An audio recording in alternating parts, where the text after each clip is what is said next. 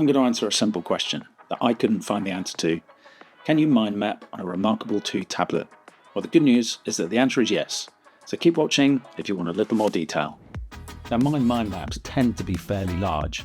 I struggled to find anyone demonstrating how this would be possible on a Remarkable. I even pestered the Remarkable support team, who gladly answered questions and even sent images of their own testing over to try and help. The great news for all you fellow mind mappers is that it's actually really simple on a Remarkable.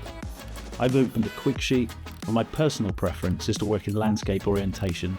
It just allows for a little bit more horizontal space, because after all, words tend to be a little bit wider than they are tall.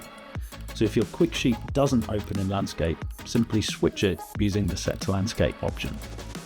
Another preference of mine is that I use a mechanical pencil. The trick is then to zoom in using pinch and zoom.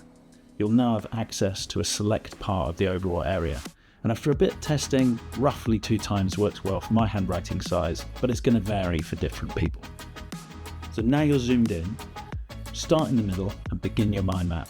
Use the 2-finger pan to navigate the different parts of your brain dump. And to see the bigger picture, you've got to zoom back out by either pinching again or tapping the magnification indicator at the top. And that's it. Mind mapping on Remarkable 2 is really easy and effective. Now the next steps are to explore the cut, duplicate and move functions as you organise your thinking. I hope this helps. Go create. Bye for now.